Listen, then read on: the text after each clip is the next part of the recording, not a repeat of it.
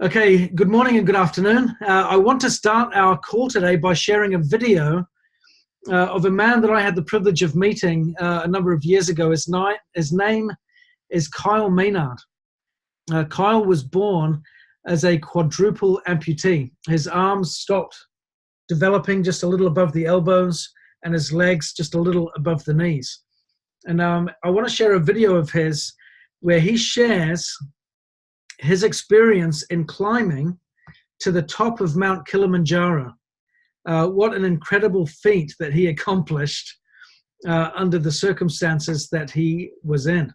So I want to share screen, watch this video together, and then of course we will go from there in moving forward. Okay, so can you see Kyle Maynard there? Can I have maybe a thumbs up from anyone or a quick nod? Anything is possible. I love the spirit of that. I love the spirit of that. I don't believe it's true. Anything is possible. Cool. Go bench press 10,000 pounds or 100,000 pounds.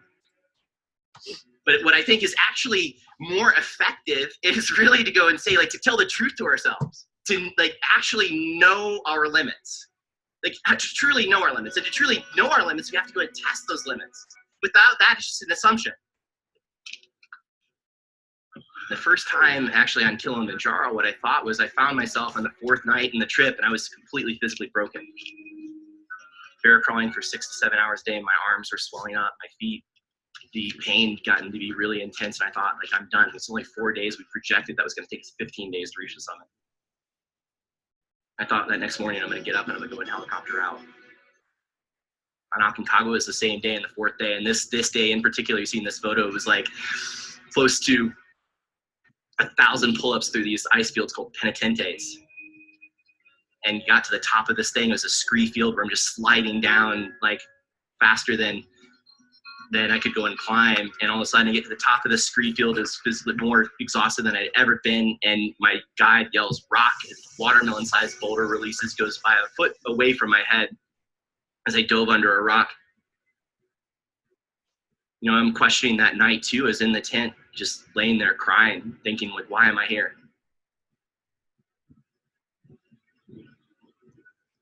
When I was born, my parents had no idea I was going to be born with a disability. It was a very sudden thing, and the ultrasound technology was a lot different. They had normal checkups, normal ultrasounds, normal pregnancy, normal first birth up until I was born. And then in those first couple of days, the conversations were kind of grim. You're going to have to probably take care of Kyle with everything. You're going to have to feed him and clothe him and dress him. You're never going to really be able to do much of anything on his own. It's kind of what their prognosis was. My grandparents, just within hours after I was born, they were in Fort Wayne, Indiana, and hopped in the car, drove to DC. And my grandma told my mom, she said, if you can just look at his face, look at his smile, see his eyes, everything is going to be okay. The advice that they got was to just continue on. It was not a genetic thing. They ruled that out. So to have my 3 sisters, Amber, Lindsay, and Mackenzie, were born after me. And their attitude was really the same with all of us. It was just to, really to treat us the same and to set the bar to a level that, they knew that we'd have to reach for, that was attainable, but we'd have to go and reach for it. So even something as simple as picking up a spoon or a fork and using that to go and scoop up the food. Used to use a prosthetic spoon. I'd go and drop it over and over and over again, just hundreds of times, and thousands of times, spilling food all over the ground. Eventually was able to go and figure it out even without the prosthetic. Even as something as simple as putting on the sock. The first 10 times I put on my socks, there's a massive learning curve there. The next 100 and the next 1,000, the next 10,000, obviously I'm getting a much diminished return. But I do know that just like the sock or whatever else, if we go and stick it out long enough, if we go and actually commit ourselves to it, that it just eventually will get to the other side.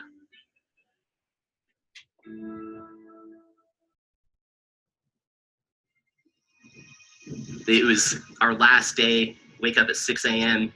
We had to hit the summit by 4 p.m. where we had to go and turn around at nearly 23,000 feet.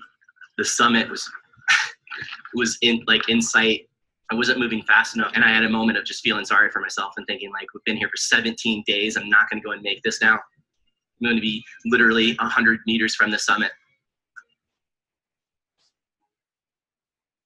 It was a moment of this like surrender. My guide, Nani, was behind me. He was just like yelling at me, encouraging me. He was like, up, Kyle, up, keep climbing, Kyle, up. So then it was, at that point, it was like, I see my friends like hitting the summit and I'm thinking like, been here for 17 days. Like I'm, going to go and waste this, not going to go and make it. I was like, you know what? This is a stupid thought. Like no amount of thinking about this or whatever, wanting to be on the summit or imagining how far we come, it doesn't matter. The only thing that matters is right here. It was literally it was turned into a game. It was what I could see in my ski goggles. So with my head down is what I could see in my ski goggles. I was like, that's the only 3 feet that I have to deal with right now. And then I'm going to go ahead and there's another 3 feet to go and deal with and another 3 feet. And all of a sudden my guide, about an hour and 15 minutes later, he told me to stop and look up and I'm 15 minutes away from the summit. And a couple minutes later, I'm standing at the roof of South America with some of my best friends, and it was an amazing moment. For me, being born the way it was, it never would have changed. No matter how much I wanted to go and change that, like it never would have changed. There's so many other things that could be influenced. So many other areas that are going to be more resourceful to go and put my mindset. I don't know what your disability is, what your challenges are, what your excuses are. It doesn't matter. There's never been an excuse that we've ever uttered that's gotten us any closer to where we want to go with our lives. And it's not about taking on 50 things at once. It's about taking on maybe like 1 or 2. And how differently could all of our lives here if we actually got in action and did something about that. But it's to find your mountain, find your why, your truth. And realize after that we can know our limits, but never ever stop trying to break them.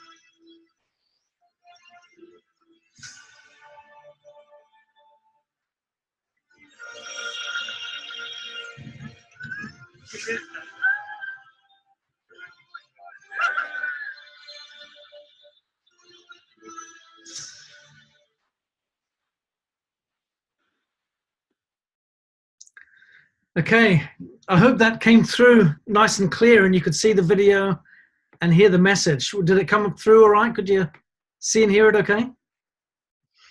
Great, I'm seeing some nods there. I'm not sure what you thought of that as you watched Kyle's experience and heard of his journey to the top of Mount Kilimanjaro, but I wanted to share that for a couple of reasons. I watched that today and I was just reminded of when I met him a number of years ago. I've had the chance over the years, by nature of my employment, of course, to meet with a number of people that come at big events like we have in Niken and our guest speakers. And they often have these books that they've got that they're sharing and what have you. His was the first one where I really wanted to get it signed. And it was remarkable how he just sat down and even without hands, elbows together, and he signed the book for me. And with perfect handwriting, and just an absolute inspiration. The thing, it's interesting. Bob Richmond here said the main thing was overcoming the mental obstacles. A couple of points I want to highlight from that video, which are the crux of the message for today. One is, what stood out to me was there were some things that he recognized in his life that were not going to change. No matter how hard he tried, he could not develop or grow 2 hands and 2 feet. That was not going to happen for him. He was born without them, and no matter how much he wanted to change that, it wasn't going to change.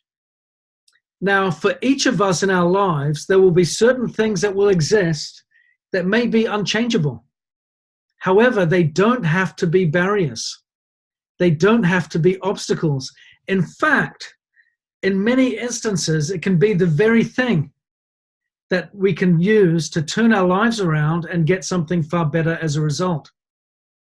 I look at him as an example because he is out there changing the world, inspiring people everywhere, because he's taken his disability and turned it into something very enabling, very empowering, and very inspiring.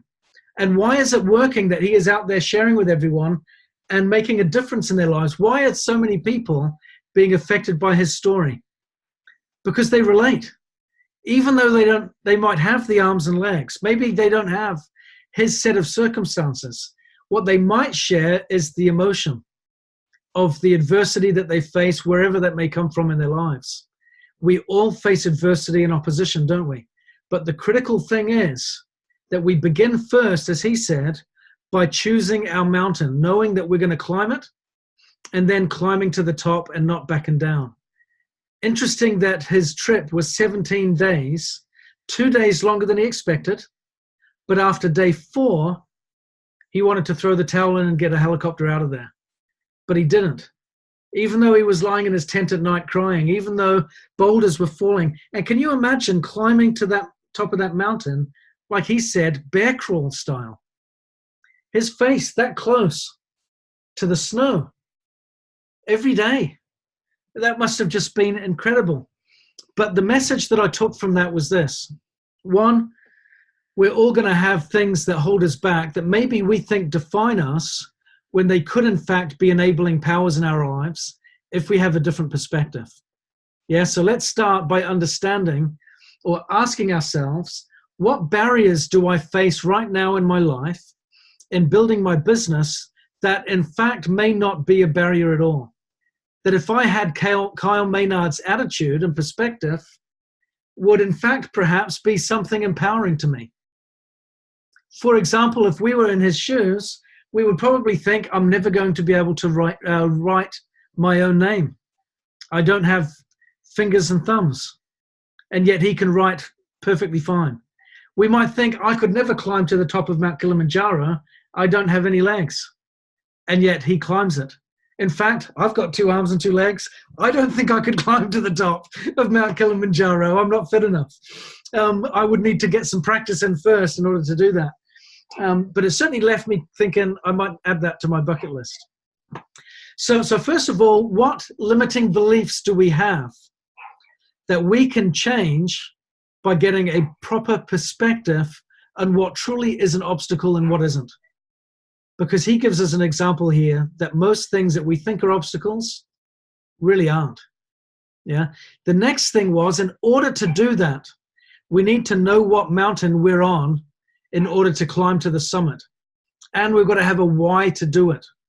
Is our why strong enough? I've been told many times that if you have a strong enough why, you'll always find the how. Yeah. In many instances, in my mentoring, when I'm working with team members, there'll be people that will get stuck and they don't think they can move on, but it's because their why, in fact, is not strong enough. When that compelling reason to achieve and to win outweighs the negative, outweighs the setbacks, outweighs the frustrations, then you will always find the how, because it's always there. I always ask myself this question: is what I want to do impossible? And if the answer is no, it's not impossible, then I flip it around and say, then therefore it is possible. And if what I want to do is possible, then I can go out there and get it done. Yeah? We simply need to find the how. But we find the how when we have a strong and compelling why. The other thing that he said, which I thought was of particular importance, was when he got right near the summit. They had an hour and a half. Before long, he's going to have to turn around and come back down the mountain, and his friends would be at the top and he wouldn't. I can't imagine the pain that he must have been feeling at that moment, to be so close to achieving his goal and yet knowing that it's just within his grasp and just about to slip away. But what did he do to make sure that it didn't slip away? He looked down at the ground and focused on the only thing that he could see when he did that, which was the first 3 feet in front of himself. Sometimes as we're building our business, when we're on day 17, metaphorically, for some it might be year 17, yeah? When we're building our business and we've had the snowfall, we've had the boulders fall, we've had the snow in our face, the wind blowing against us, we've had our disabilities and our struggles and all the things that would give us every reason to think we can't do it. If we have a strong enough why, then we can look down at the ground with our mind looking upwards, of course, to where we're heading, but we keep our mind focused on the 3 feet in front of us, and we keep moving forward until we get to the next 3 feet, and then the next 3 feet, and then the next 3 feet, until eventually we reach the summit. Ladies and gentlemen, I am convinced that one of the greatest things that we can learn in life is to focus on the next 3 feet in front of us. It is so easy to get distracted with what has happened in the past, to get concerned or to get stressed about what may or may not happen in the future, that in doing either of those two things, being distracted with the past or stressed or distressed about the future, that we become disempowered to act in the present. When we can focus on the now, when we can take the time that is available to us this minute, this hour, this day, and we use it for good by pressing forward, then we will find that day will lay the foundation for the next, which will lay the foundation for the next, until before you know it, you have a week and then a month and then a few months of wonderful activity that is moving closer and closer towards your goal. And of course, if we have a bad day, if we have a bad 3 feet, it's just a bad 3 feet. It's not the future. It's simply a bad 3 feet. And we can go out there and have a better 3 feet pretty quickly. Yeah? I find that wonderfully reassuring, because if we try to cram all of the future requirements of life into our present moment and say this all has to be achieved now in order for me to succeed, and I don't get that, I'm going to get discouraged pretty quick. Yeah. So if you want to maintain motivation, you focus on the next 3 feet. If you want to develop some motivation, go out there and work on the next 3 feet. And if you want to make progress and get to your summit, find your why, dig deep, and work on your next 3 feet. I want to share a comment here that Tessa's just shared, Tessa Gray. I met a guy last week who had no arms, yet manages to work on a laptop and even drive with his feet. It's remarkable, that, isn't it? Sometimes the difficulties can become the inspiration. That's what Barbara Richmond says. In fact, I think that's almost all the time, isn't it? I think that's almost always. I know there have been times in my life that have been great challenges that have caused me to get focused on becoming the person I want to be. One of my biggest goals in my life, personal goals, is to be the best dad I can possibly be. My greatest fear is to fail in that department. One of the reasons for that is because I didn't have a great father growing up. He was very absent. He wasn't a great example.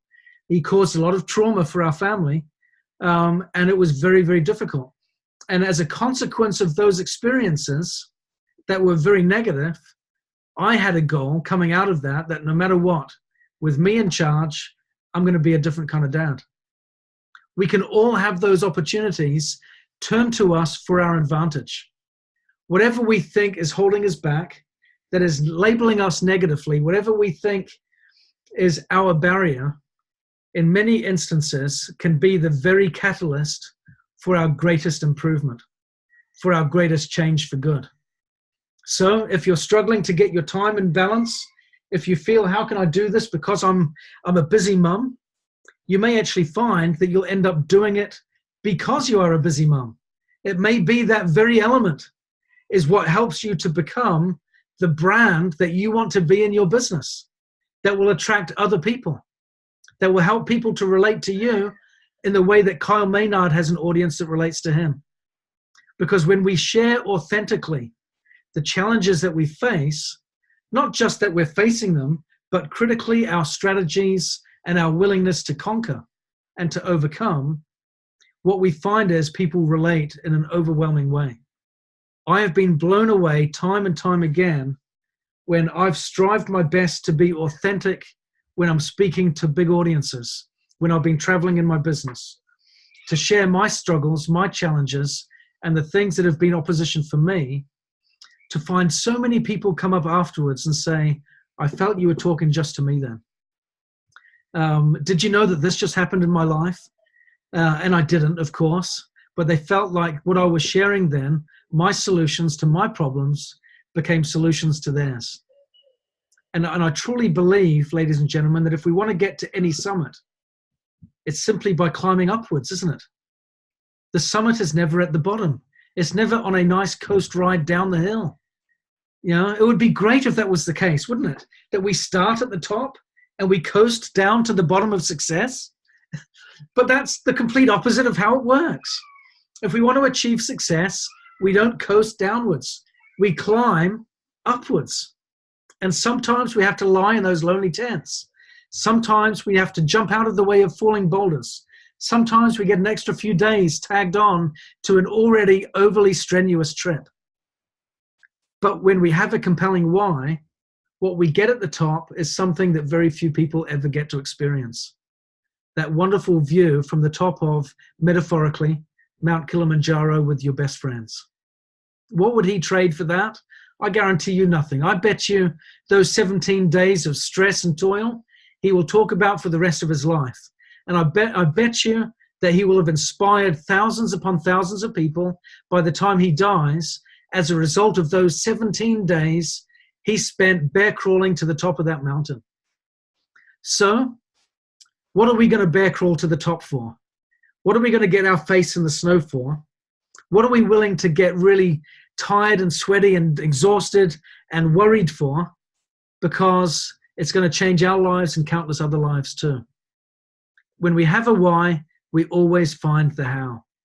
So my invitation to you today is, we've got 1 week left in November, and then we're into the final month of the year. Let's make sure that we have a very clear understanding of who we are by pushing against our limits, by discovering where they are. I think that's really important for us to understand. The biggest barrier to our success in getting to the top of any mountain is our understanding of who we believe we are. What I believe I am capable of achieving or not. How much can I handle? How much do I think I cannot handle? That is the biggest barrier, because often we underestimate it. But when we discover who we really are by pushing against those limits, then all of a sudden we start to realize we are far more capable and worthy than we first imagined. I remember a number of years ago, I lived near a lake. This is when I was in New Zealand. And it was about 6 kilometers in circumference, two kilometers to get there, and then 6 kilometers around, and then 2 kilometers back to my house. A total of 10 Ks as a run. I was talking to a friend once, and I said, you know what, I think I'm going to go for a run around this lake, Lake Papuki, it's called.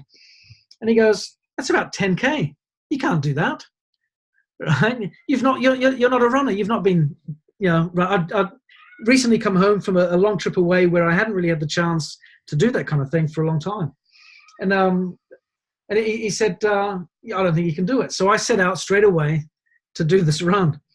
By the time I'd run the 2 kilometers and reached the circumference of the lake to begin the real run, I was already well out of breath. But I thought, well, I've already got my friend now that is expecting a positive result, or I need to show it because my pride is on the line. So I started running. By the time I was about a quarter of the way around, I was really regretting my decision to run around the lake. And I started, and I remember feeling my pockets as I was running and going, why did I empty my pockets before I left? If I'd have kept my wallet in my pocket, I could catch a bus home or hail a taxi, right? And I could get back. I've got no way of getting home other than to run, right? But of course, all of this language is going through my head as I'm running. And I'm still running forwards while I'm trying to debate with myself, should I or shouldn't I? But I keep moving forward. Eventually I realized, well, I can't hail a taxi home. I can't catch a bus. I don't have my wallet. So then I start, as I'm running along the street, I'm looking at all the cars running by, wondering if by chance someone that I know might drive past and I could go, oh, how are you? I've finished. Give me a lift home. No one drove by that I knew. So I kept on running, and then eventually I reached the halfway mark of the lake. And of course, it's a circle, isn't it? And I realized at that point, there's no point turning around now, because it's the same distance home. So whether I turn back or keep going, it's now exactly the same. So I may as well just keep on running. And you know what? I made it all the way home, and I did that 10K run in about an hour, which was a pretty impressive run. And when I got back, I realized that what I thought I could achieve was literally half of what I really did. Because when I got to the halfway mark, I thought that was my limit. But because I had no alternative, I made it all the way home. Isn't that interesting? I'm convinced that whatever we think we can achieve significantly more if we're willing to push ourselves, find our limits, and then strive to beat them, break them, create new limits. So let's all reflect on what our why is as we approach the end of this year, what we're really reaching for, so that we've got the motivation to keep climbing, and then let's identify what we must do to get through the next 3 feet of our journey. What requires the next 3 feet's worth of action? What is it? For Kyle Maynard, it was taking a few steps up a very treacherous hill with very light air. For us, it might be making a few more phone calls. It might be setting a few more appointments. It might be doing some follow-up. It might be going very committedly towards Team Kaizen for the end of the year, or for an entrepreneur club for the month of December, or for whatever it may be, that next rank advancement. What is the next 3 feet? Whatever it is for you, I want you to write it down, get specific, and then pursue it. If we don't know what our next 3 feet are, then we're never going to walk them. We're not going to walk them. He had a guide, and he had a map, and he had a direction. He knew which way to go. He trained for it. He prepared for it. He knew where his summit was. It was clear. It was specific. It was direct. And he had someone there knowing what his goal was as well. So know what your next 3 steps are, your next 3 feet, and then share it with your sponsor or your mentor so that you're willing to keep on taking those steps in order to reach your goal. I promise you, with the help of a great mentor, with a clear roadmap of knowing where you're going and why, by focusing on the next 3 feet, we can keep moving forward and achieve our goals. Whether we've been in the business 17 days or 17 years, the strategy remains the same. We keep moving forward with the first 3 feet in front of us as the critical objective. I hope this has helped, ladies and gentlemen, and I hope you know what your next 3 feet can be. If you're unsure about what the next steps are that you should take, please reach out to me or to your significant other in your upline, whoever that may be. Reach out, connect, and let's put that plan together so that you know how to take those steps forward and win. Because we're all on Mount Kilimanjaro together. We're all climbing to the summit. We all have the same summit journey to appreciate. So thank you very much, and I look forward to speaking to you, of course, next week. Take care, everyone.